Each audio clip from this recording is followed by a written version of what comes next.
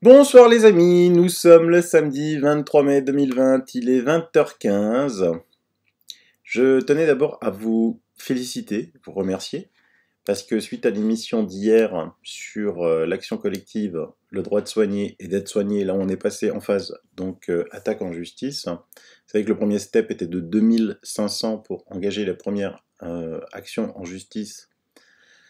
Eh bien, Séverine Mana, hier, dans l'émission, avait dit « Je vous mets au défi d'atteindre 2500 en une semaine ».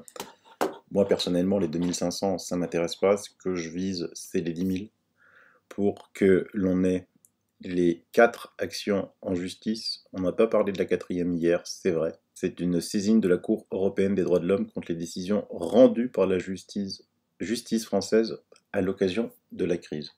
Donc la procédure 1, c'est référé administratif en suspension de décret en action au fond en annulation. Ça, c'est fait, c'était à 2500. Procédure d'investigation publique, demande de communication forcée de pièces utiles à la manifestation de la vérité. On est à 4328 à 8h15. Donc je pense qu'on va y arriver. À 7500, recherche d'un éclairage juridique nouveau sur une cause profonde de l'interdiction des soins contre le Covid-19. Ça, c'est à 7500, et la procédure SEDH, saisine de la Cour européenne des droits de l'homme contre des décisions rendues par la justice française à l'occasion de la crise, c'est à 10 000. Moi, je suis convaincu qu'on arrivera à 10 000, c'est sans aucun problème. Je vous fais confiance, c'est très important, parce que vous allez voir que dans l'actualité du jour, et c'est pour ça que je fais une émission, parce que moi, j'étais peinard en week-end, mais hélas, depuis ce matin, j'ai reçu des rafales et des rafales d'emails, de messages, de SMS. Tu as vu le dernier rapport de Lancet. Lancet, cette revue scientifique, qui a publié, à la grande surprise générale, une étude sur les dangers de la chloroquine et de l'hydroxychloroquine. Alors évidemment, les médias dominants, les médias mainstream, s'en font des gorges chaudes. Je vous mets un extrait là, Le Monde, Le Point, France Info, voilà, ils se donnent à cœur joie, quoi. Alors, moi, cette émission, ça va être la 81e, 82e, je sais plus, j'arrête de les compter, que je vous fais sur le sujet. Je sais pas combien de vidéos de médecins je vous ai mis qui étaient gravement malades, atteints du Covid, qui ont pris le protocole du Dr Raoult, c'est-à-dire hydroxychloroquine et azithromycine, ou un autre macrolide, qui le lendemain était très bien. Certains, dans mes vidéos, parlaient quasiment de magie, quoi. Et là, dans l'étude du Lancet, du jour, qu'est-ce qui se passe? D'ailleurs, elle sort d'où? Parce que nous, on attend toujours, on en reparlera, l'étude Discovery, les résultats. Donc elle dit qu'ils ont effectué une analyse de registre multinational de l'utilisation de l'hydroxychloroquine ou de la chloroquine avec ou sans macrolide pour le traitement du Covid-19. Et le registre comprenait des données de 671 hôpitaux sur 6 continents. Mazette. Nous avons inclus des patients hospitalisés entre le 20 décembre 2019 et le 14 avril 2020, avec un résultat de laboratoire positif pour le SRAS-CoV-2.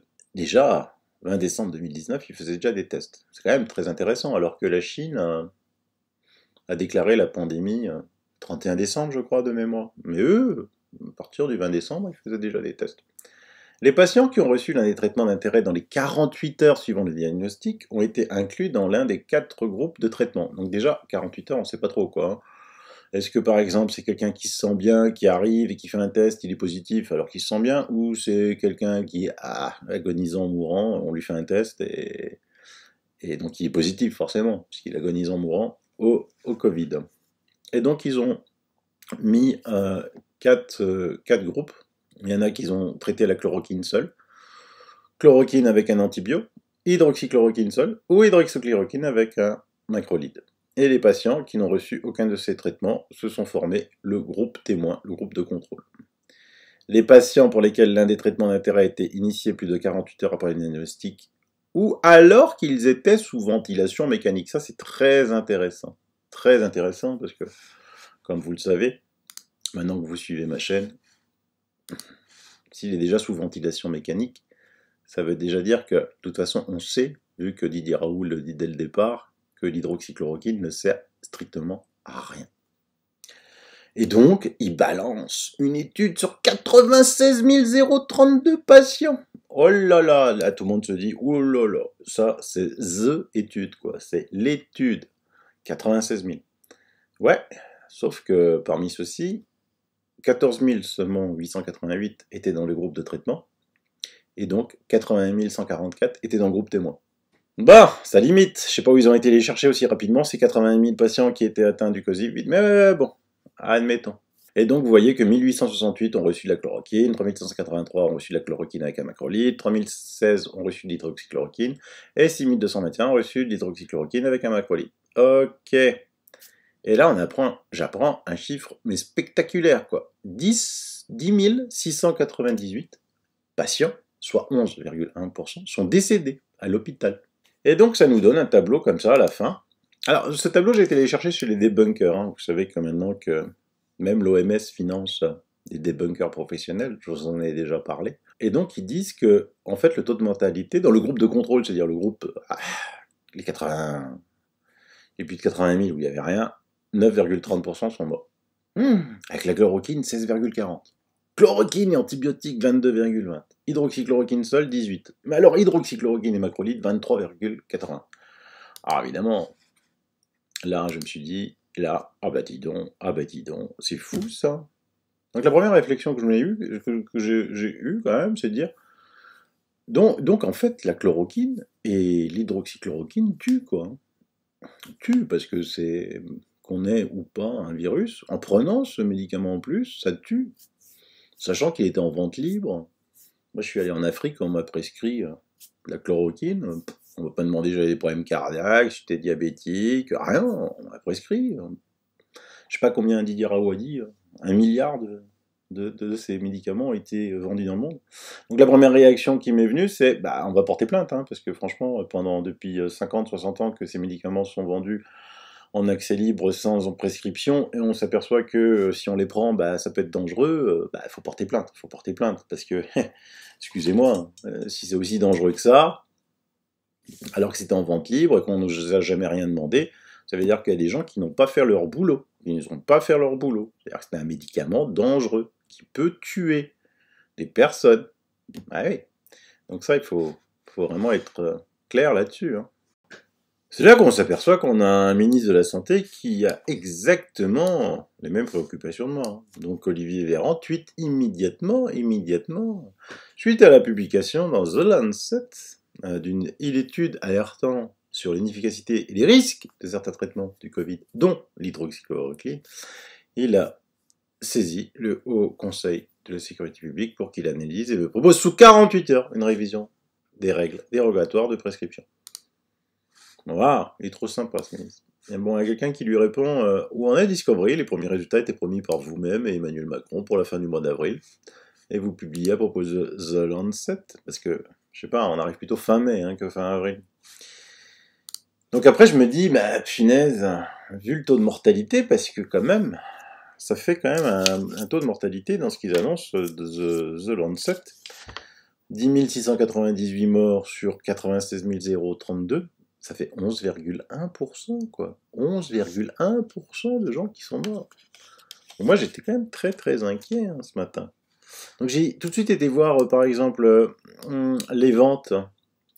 Description des utilisateurs, incident de chloroquine ou hydroxychloroquine en 2020. Et donc, on voit qu'il y avait pour la chloroquine totale 3791 personnes, hommes et femmes. Et pour l'hydroxychloroquine, 17 683 personnes pour hommes et femmes. Après, vous avez l'âge et les indices de désavantages sociaux, où on s'aperçoit que plus on est favorisé, plus on a droit à l'hydroxychloroquine. Bizarrement. Alors, les médecins voudraient tuer les riches. Parce que là, si on revient quand même à ce tableau-là, ça fait beaucoup de morts. Hein. Parce que là, je me rappelle, il y a 11,1. Bon, certes, il n'y a pas le Covid, d'accord, mais on voit que le Covid les personnes qui ont le Covid et qui ne prennent rien vont beaucoup mieux que les personnes qui ont le Covid et qui prennent de l'hydroxychloroquine ou qui prennent de la chloroquine. Donc après, je vais me renseigner, quoi. Par exemple, bah tiens, un médecin américain vous savez que la chloroquine et l'hydroxychloroquine servent à traiter des lupus. Aucun de mes 800 patients traités à la chloroquine pour leur lupus, donc ils avaient un lupus, donc il est traité à la chloroquine. Alors je sais pas si c'est bien traduit, ça doit être plutôt de l'hydroxychloroquine que la chloroquine. On a eu le Covid-19. Ah bah mince, lui il a 0%. Donc tout de suite, bah, quand on parle de chloroquine, moi je m'inquiète pour mes amis africains, quoi, parce que franchement, en Afrique, il y en a qui prennent de la chloroquine tous les jours, quoi, tous les jours pour éviter la malaria. Donc je vais vite sur World Matters et je vais voir en Afrique. Et donc je vais voir, ben voilà quoi. Bah, les taux, c'est rien quoi. Je sais pas moi, on peut le faire en direct live, hein, on en prend un au hasard. Au Ghana, il y a eu 6617 cas et il y a eu 31 morts. Donc 31 divisé par 6617 égale 0,4%. Bah, on est très loin des 11,1 parce que, attends, si on reprend le tableau, comme il bouffe de la chloroquine, c'est 16,40 avec le corona. Et là, on est avec le corona, quoi, hein, parce que c'est World Matter, c'est 6617 cas de gens qui ont le corona. Donc, par rapport à cette étude qui a été faite, The Lancet, comme ils mangent beaucoup de chloroquine là-bas, ils devraient être à 16,40. Mais eux, ils sont que à 0,4. Alors, on peut en prendre un autre, hein, au hasard, je sais pas moi. Le Sénégal. Nos amis sénégalais, parce que là-bas, il y a un professeur très célèbre qui traite à la chloroquine. Ils ont eu 34 morts pour 2976 cas. Et là, on a 1,14%. Ah. Donc vous voyez que les chiffres sont très bas. Hein. Il y a très peu de cas en Afrique, hein, puisque vous voyez que le total d'Afrique, c'est 107 365 cas.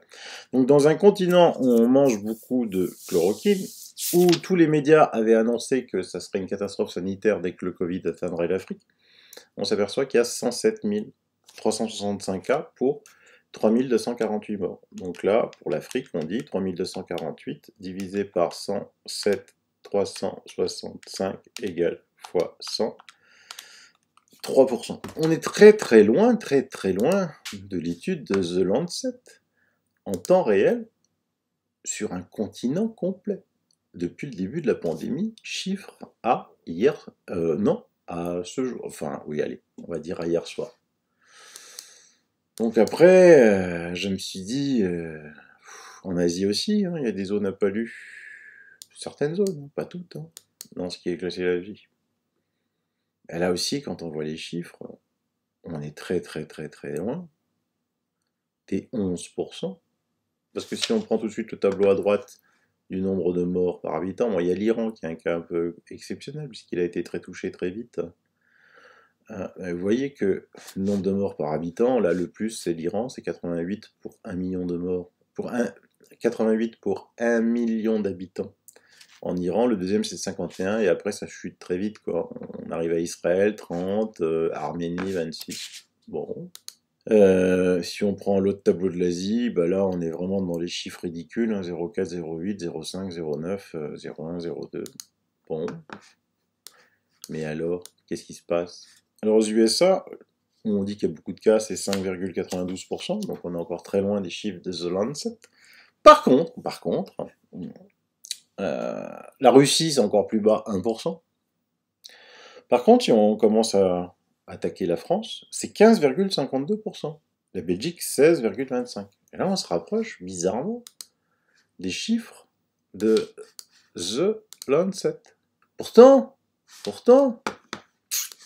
un truc étrange, c'est que l'endroit en France où on a plus pris de hydroxychloroquine, c'est en PACA, quoi. Et là, on voit que, d'après les chiffres qui avaient été donnés, la mortalité des moins de 40 ans, 0,23 en PACA, 0,91 en Île-de-France. Quand même, c'est très étrange. Et si on prend le nombre de cas mondiaux, on voit qu'il y a 5,367 millions de cas de coronavirus. Donc on a arrêté l'économie d'une planète pour 5 millions de cas planète qui compte presque 8 milliards d'habitants. Il y a eu 342 000 morts. Alors vous dites, ouais, c'est énorme, 342 000 morts, c'est énorme. Ben, toujours pareil, hein. Chez World Matters, si vous allez chez World Matters, vous apercevez qu'aujourd'hui, à l'heure à laquelle je vous parle, il y a eu 140 000 morts aujourd'hui. La journée n'est pas finie. 140 000 morts. Donc là, on a arrêté une planète pour 342 192. On a mis des gens en faillite, des entreprises en faillite, on a mis des gens au chômage, on a mis des gens dans la rue. Et on s'aperçoit que ben là où il y a le plus de morts, c'est plus le pays est riche, et plus il y a de nombre de morts. Plus le pays est pauvre, et moins il y a de morts. C'est l'inverse de la logique d'une pandémie. On pourrait penser que plus le pays est pauvre et a d'infrastructures, plus il y a de morts. Plus le pays est riche, moins il y a de morts. Mais là, ce virus, il défie tous les entendements. C'est là où les pays sont les plus riches qu'il y a le plus de morts. Est-ce que par hasard, hein, il n'y aurait pas une autre raison? En cherchant des réponses, je tombe sur le docteur Guérin, qui est invité sur BFM pour s'exprimer sur cette étude incroyable de The Lancet. Et donc je l'ai écouté avec attention. Écoutez-la avec moi. Hydroxychloroquine, mais il y a toujours un certain nombre d'essais qui sont en cours et dont on attend avec impatience les résultats. Notre invité ce matin, le docteur Violaine Guérin. Bonjour, vous êtes endocrinologue, immunologiste. Vous avez fondé aussi le collectif Covid-19. Laissons les médecins prescrire. Cette étude, selon vous, ça change un petit peu la donne ? Alors, merci de votre invitation à commenter cette publication. Je précise que je n'ai aucun lien d'intérêt avec l'industrie pharmaceutique et je vous invite à faire la même chose, décliner les liens d'intérêt à toute personne qui commente ces études. Juste par rapport à votre introduction tout à l'heure aussi, je n'y vois pas un remède miracle, mais je parle d'expérience clinique quand je parle du sujet. Alors, cette publication, comme votre collaboratrice l'a dit, elle a été réalisée chez 96 032 patients pour être précis, dans 671 hôpitaux tout continent, entre le 20 décembre et le 14 avril 2020. C'est une publication le 21 mai, donc c'est extrêmement étonnant qu'une aussi grosse masse de données puisse être analysée aussi rapidement. Et je précise que le premier auteur, M. Mera, le 1er mai, avait fait une publication dans le New England Journal sur 8 910 patients inclus entre le 20 décembre et le 15 mars. Donc on s'étonne un petit peu déjà qu'entre le 15 mars et le 15 avril, il ait pu inclure près de 90 000 patients supplémentaires. Au bas mot, c'est une étude à 50 millions d'euros, hein, si on pense qu'elle a été faite sérieusement. Donc on va se demander déjà aussi qui l'a financée. Et puis on a 4 auteurs signataires pour une logistique multilingue, hein, parce que quand vous incluez des dossiers de patients dans un très grand nombre de pays, vous imaginez bien que c'est un petit peu surprenant déjà ce qui se passe. Et puis quand on regarde les liens d'intérêt avec l'industrie qui sont déclarés par les auteurs, on voit que tout ceci n'est pas anodin. Alors, on va quand même commenter cette étude. Oui, les patients... Vous pensez que les chiffres sont peu crédibles, c'est ça? Vu que vous avez comment expliquer un petit peu la méthodologie, oui, quel crédit vous portez à l'étude sur le fond? Il y a deux choses en fait. Premièrement, si on veut faire des études de qualité, il faut regarder chaque observation, analyser ses résultats. Et je doute que les 96 032 dossiers aient été analysés correctement. Malheureusement, c'est un petit peu ce qui se passe en ce moment en matière de recherche clinique. On rentre des données en informatique, il n'y a plus un seul médecin qui regarde les dossiers. Donc la méthodologie me paraît un peu surprenante avec 4 auteurs qui portent le papier. Et donc on imagine que ces 4 auteurs auraient analysé les 96 032 patients. Donc ça, c'est le premier point. Le deuxième point, quand on regarde ce qui est publié, on a des patients hospitalisés. Alors, votre collaboratrice a souligné qu'ils avaient été traités dans les 48 heures, mais pas dans les 48 heures des premiers symptômes, dans les 48 heures probablement de l'hospitalisation, ce qui est très différent. Parce que je rappelle... Dans les 48 heures du diagnostic, après le diagnostic. du diagnostic lors de l'hospitalisation. On sait très bien, nous, que quand on interroge les patients sur les premiers symptômes, souvent même parfois, les premiers symptômes sont passés inaperçus. Il faut vraiment faire un interrogatoire clinique, comme on sait le faire en France quand on fait de la médecine. Donc, ce qui est très important, c'est de réaliser que cette étude, premièrement, n'entre pas dans le cadre de ce qui a été préconisé par l'IHU et dans le cadre de mon expérience clinique qui suis un médecin de terrain, c'est-à-dire que nous voyons les patients à un stade précoce quand ils ont un Covid et donc dans un stade de la maladie qui n'a rien à voir avec ce qu'il y a en hospitalisation. Néanmoins, on peut commenter cette étude.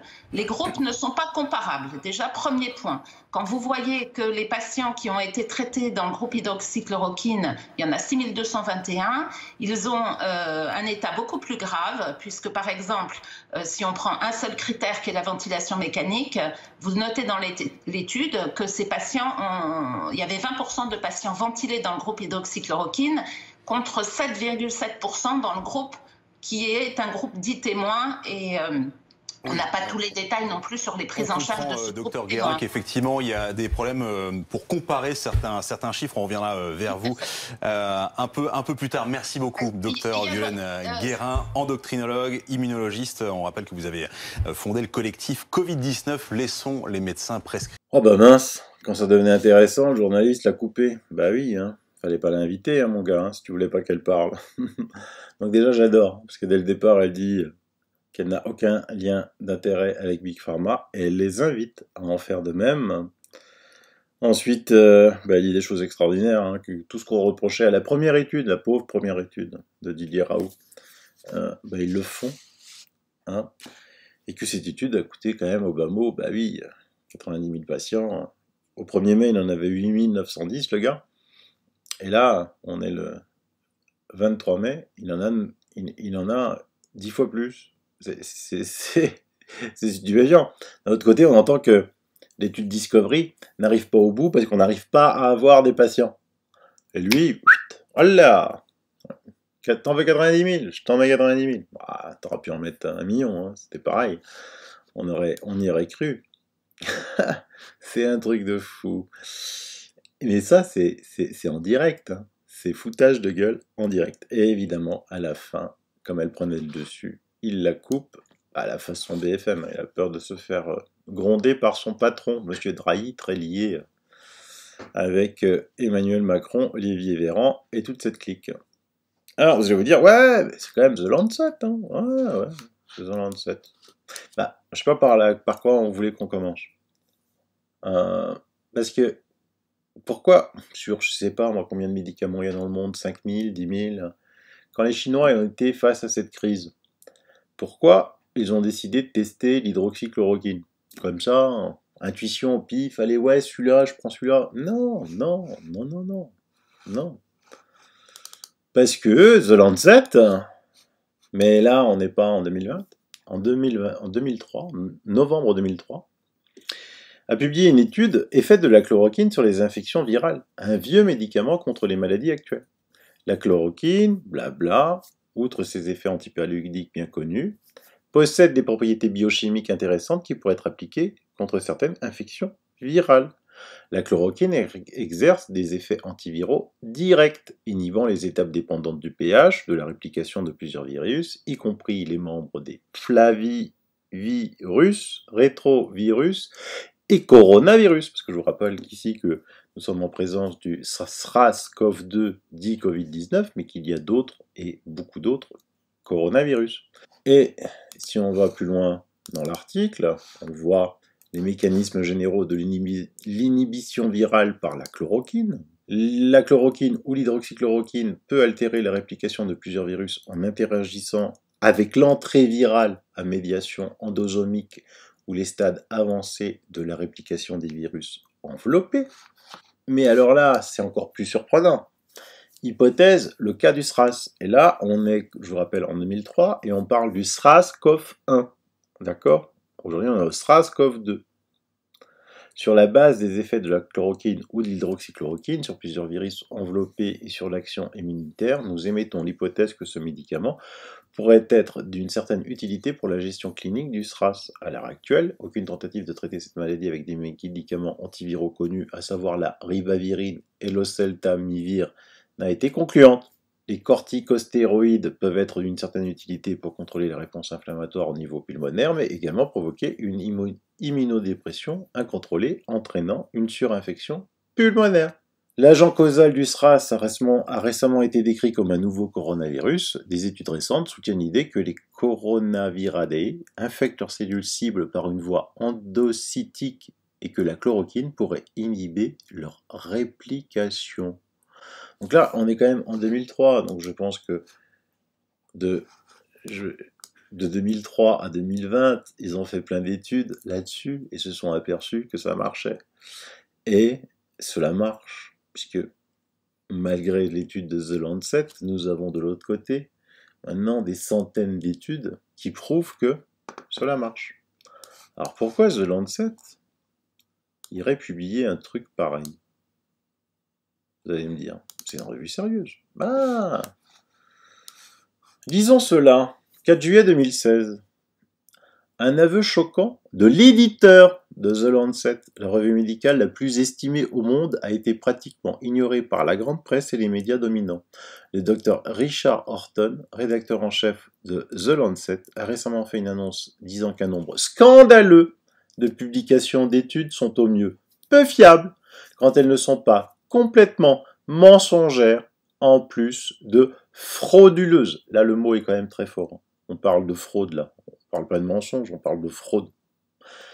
Le docteur Horton a déclaré « Une grande partie de la littérature scientifique, sans doute la moitié, je ne vous dis pas 1%, 2%, 3%, la moitié, 50%, pourrait être tout simplement fausse, affligée d'études avec des échantillons réduits, d'effets infimes, d'analyses préliminaires invalides et de conflits d'intérêts flagrants, avec l'obsession de suivre les tendances d'importance douteuse à la mode. La science a pris le mauvais tournant vers les ténèbres. Faisant état des choses autrement, Horton dit carrément que les grandes compagnies pharmaceutiques falsifient ou truquent les tests sur la santé, la sécurité et l'efficacité de leurs divers médicaments en prenant des échantillons trop petits pour être statistiquement significatifs ou bien, pour les essais, embauchent des laboratoires ou des scientifiques ayant des conflits d'intérêts flagrants. Ils doivent plaire à la compagnie pharmaceutique pour obtenir d'autres subventions. Au moins, la moitié de tous ces tests ne valent rien ou sont pires, affirme-t-il. Les médicaments ayant eu un effet majeur sur la santé de millions de consommateurs, ce trucage équivaut à un manquement criminel et à de la malversation. Ce dont parle Horton, le financement par l'industrie d'études thérapeutiques afin de mettre au point des médicaments ou des vaccins commerciaux soi-disant pour aider les gens, sert à former le personnel médical, les étudiants en médecine et autres. Horton a écrit ces commentaires choquants après avoir assisté à un symposium au Wellcome Trust de Londres sur la reproductibilité et la fiabilité de la recherche biomédicale. Il a constaté la confidentialité aux règles de Chatham House, faisant que les participants ne doivent pas révéler les noms. Beaucoup de ce qui est publié est incorrect. Je ne suis pas autorisé à dire qui a fait cette remarque, car nous avons été invités à observer les règles de Chatham House. Il nous a été aussi demandé de ne prendre ni photo, ni diapositive. Le docteur Marcia Angel, un médecin, a longtemps été rédacteur en chef du New England Medical Journal, considéré comme l'une des autres revues médicales évaluées par les pairs les plus prestigieuses du monde. Angel a déclaré « Il n'est tout simplement plus possible de croire une grande partie des publications de la recherche clinique, ni de compter sur le jugement des médecins expérimentés ou les dérives médicales faisant autorité. Je ne prends aucun plaisir à formuler cette conclusion, à laquelle je suis parvenu lentement et à contre-cœur lors de mes 2 décennies passées au poste de rédacteur en chef du New England Journal of Medicine. » Harvey Markovitch, qui a étudié et écrit sur la contrefaçon des tests médicaux et la publication dans les revues médicales, écrit « Les études montrant les résultats positifs d'un médicament ou d'un appareil analysé sont plus susceptibles d'être publiées que les études négatives. Les éditeurs en sont en partie responsables, mais aussi les sponsors commerciaux dont les études bien menées du point de vue méthodologique, mais dont les résultats sont défavorables, ont tendance à rester dans les cartons. » Au groupe de recherche sur la dynamique neuronale du département des sciences ophtalmologiques et visuelles de l'Université de British Columbia, le Dr Lucija Tomilovic a obtenu des documents montrant que les fabricants de vaccins, les compagnies pharmaceutiques et les autorités sanitaires connaissent les multiples dangers associés au vaccin, mais ont choisi de les cacher au public. C'est de la tromperie scientifique et leur complexité suggère que cette pratique continue encore aujourd'hui. Le docteur Horton conclut. Ceux qui ont le pouvoir d'agir semblent penser que quelqu'un d'autre devrait le faire en premier. Et chaque action positive, par exemple le financement de reproduction d'études bien pourvues, se voit opposer un argument. La science deviendra moins créative. La bonne nouvelle, c'est que la science commence à prendre très au sérieux certains de ses pires défauts. La mauvaise nouvelle, c'est que personne n'est prêt à prendre les premières mesures pour nettoyer le système. Dans le monde entier, la corruption de l'industrie médicale est un énorme problème, peut-être plus grave que la menace de toutes les guerres réunies. Sommes-nous comme hypnotisés? Avons-nous une foi aveugle en l'infaillibilité de nos médecins simplement parce qu'ils ont une blouse blanche? Et à leur tour, ont-ils une foi si aveugle envers les revues médicales pour recommander tout nouveau remède ou vaccin présenté prodigieux qu'ils s'empressent de prescrire sans tenir compte de ces problèmes plus profonds? Voilà le problème, c'est pas moi qui le dis, c'est le rédacteur en chef de The Lancet. Donc je vous ai montré 2003 The Lancet avec le SRAS-CoV-1 qui montre que c'est un antiviral et ils font des recherches, on est en 2020. Je vous ai montré je ne sais combien d'études positives sur l'hydroxychloroquine, mais évidemment cela n'intéresse personne parce que c'est un générique, ça ne coûte plus rien, ça ne rapporte pas d'argent. Et là, vous l'avez compris, l'industrie pharmaceutique, cette pieuvre, cette mafia, n'est pas là pour vous soigner, elle est là pour gagner de l'argent. Ce qui l'intéresse, c'est les dividendes, c'est l'argent. C'est pas vous soigner, ils s'en foutent de vous soigner. Il faut en être conscient, ça. Il faut en être vraiment conscient. Je pense que vous avez déjà entendu que quand il y a une maladie rare, eh bien évidemment, il faut financer parce que sinon, c'est pas. Et le retour sur investissement n'est pas possible, parce qu'il y a trop peu de cas, comme dans ces maladies rares, c'est pour ça qu'elles s'appellent rares. Donc ne vous y trompez pas, ne vous laissez pas avoir. Donc là, ça a été une attaque en règle contre quelque chose qui marche. En plus, qui a attaqué? Alors si l'étude à charge, The Lancet est signée par 4 chercheurs, c'est sur la responsabilité de Mandeep R. Mehra, qui lui fait partie du Brigham and Women's Hospital Earth and Vascular Center School of Boston aux US. Intéressons-nous à cet hôpital Brigham, parce qu'on a entendu tout à l'heure Dr Guérin dire qu'une étude comme ça coûte au bas mot 50 millions de dollars. On va bien la croire, parce que c'est juste énorme. Une étude sur 90 000, plus de 90 000 patients, sur 671 pays, je ne sais plus. Donc, écoutez, en 2015, en décembre 2015, quasiment en 2016, Brigham, l'hôpital, fait état d'un manque à gagner de 53 millions de dollars.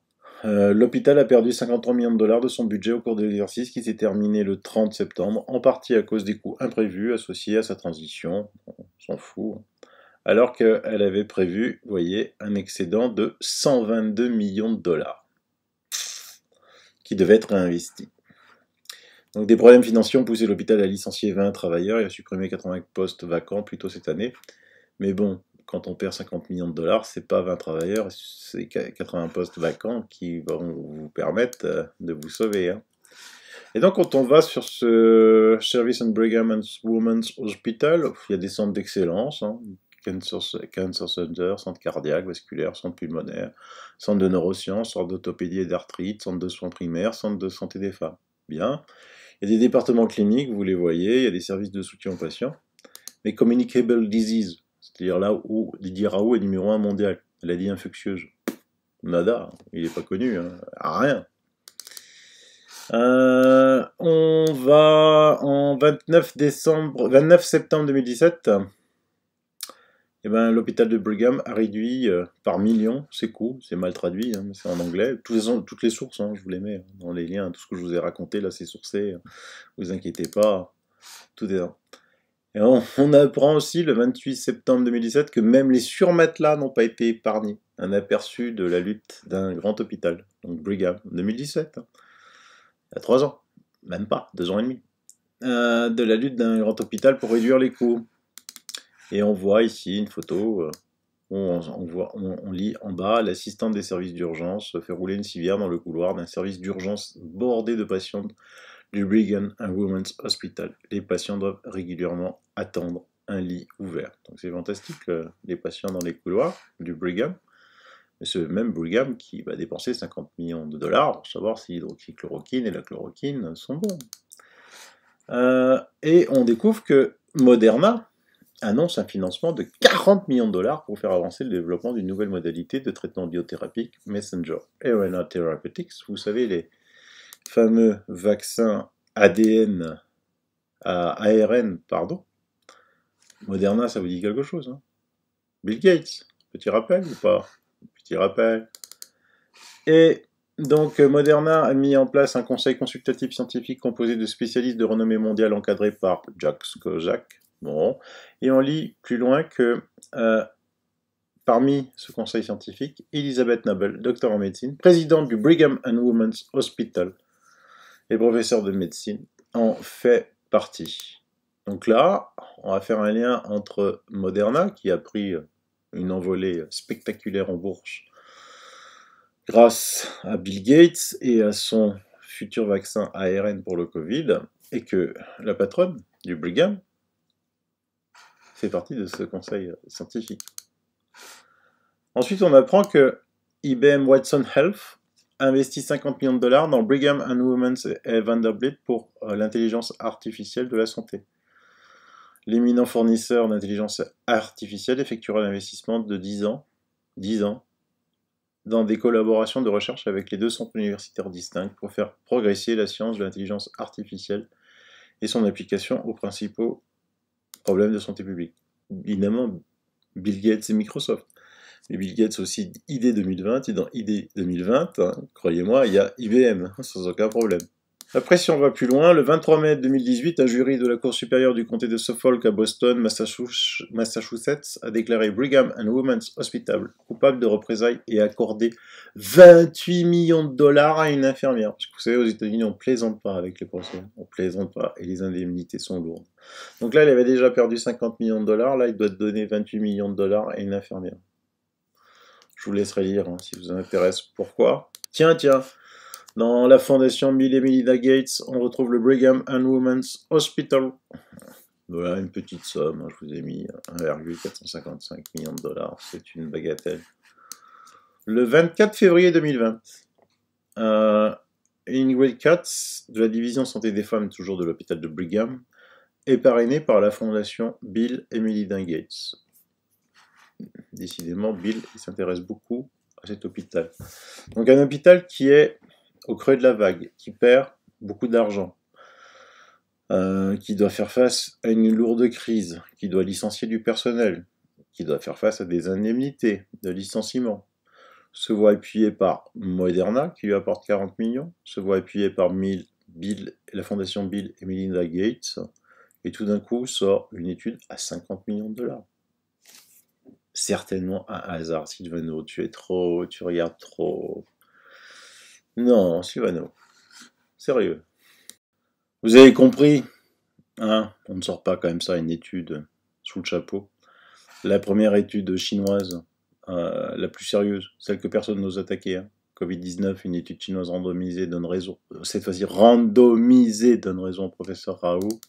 Résultat, au 5e jour, les patients du groupe hydroxychloroquine virent leurs symptômes se réduire, fièvre, tout, en seulement 48 heures, plus rapidement que dans le groupe contrôle. Ils furent aussi plus nombreux à ce stade à avoir amélioré leurs images pulmonaires. 4 des patients appartenant au groupe contrôle ont progressé vers une maladie sévère, aucun dans le groupe hydroxychloroquine. Un effet certes modeste sur la récupération, mais puissant pour empêcher l'infection de s'aggraver. 2 effets secondaires mineurs dans le groupe hydroxychloroquine ont été observés. Une éruption cutanée en mamma mia et une céphalée, maux de tête. Bonne tolérance, donc, et personne n'ose s'attaquer à cette étude chinoise parce qu'elle est randomisée, c'est la seule. Et pour vous dire que c'est tellement complexe aujourd'hui de sortir une étude, hein, Didier Raoult l'avait dit, c'est au moins 6 mois hein, pour sortir une étude telle que les veulent les grands labos. Et quand on lit rapidement aussi l'étude de The Lancet, on voit que c'est n'importe quoi. Je veux dire, des malades ont reçu...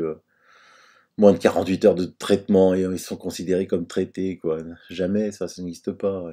Et on exclut des malades traités plus de 48 heures après le diagnostic. On voit que c'est fait tout n'importe quoi. C'est une étude qui a coûté 3 fois rien 6 sous. C'est juste pour annoncer des gros chiffres, 92 000, pour que, de toute façon, on sait que la presse a repris. Ben, la preuve qu'Olivier Véran, ministre de la Santé, ben, ce qui est plus grave, c'est qu'il est docteur s'empresse tout de suite de sauter dessus, alors que toutes les bonnes études qui ont été faites, notamment la chinoise, la seule randomisée à ce jour, dit que l'hydroxychloroquine va, ce qui veut dire qu'on a un ministre de la Santé sous influence de Big Pharma. Ça, c'est terrible pour nous.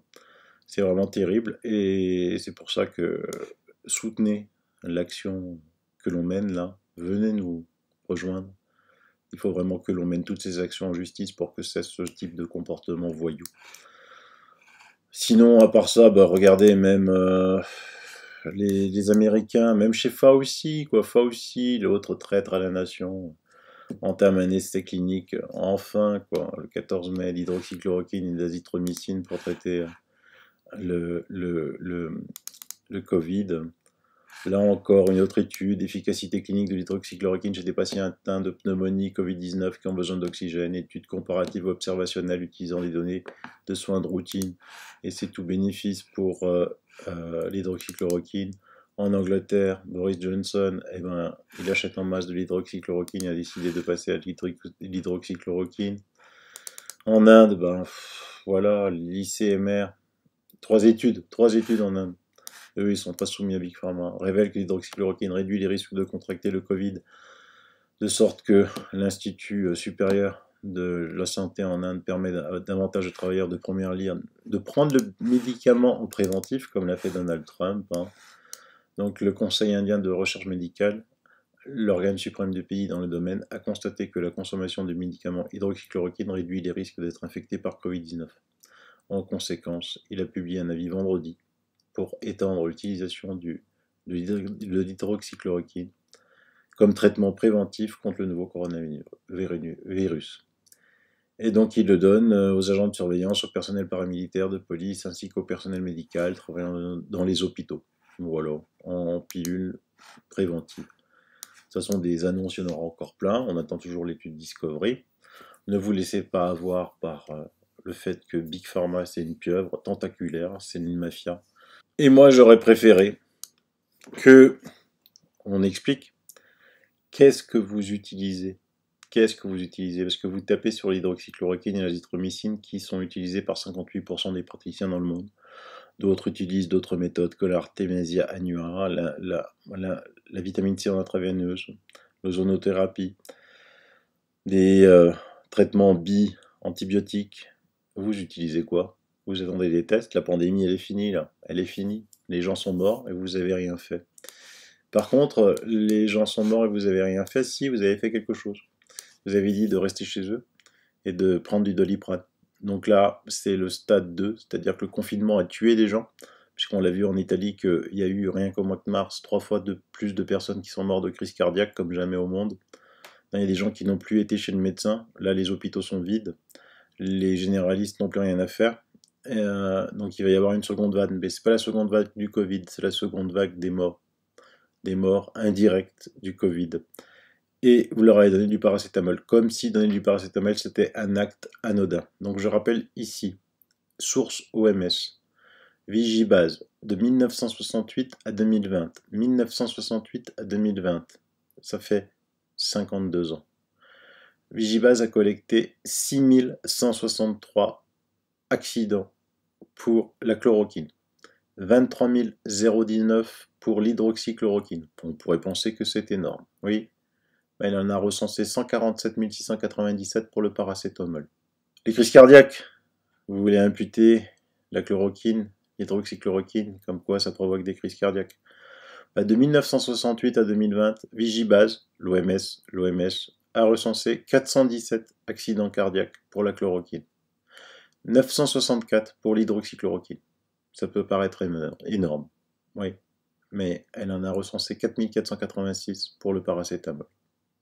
Donc, j'aurais bien aimé qu'en tant que ministre de la Santé, vous vous intéressiez aux dégâts du paracétamol plutôt qu'aux dégâts de l'hydroxychloroquine et de la chloroquine. Voilà, j'espère ne pas avoir à revenir demain.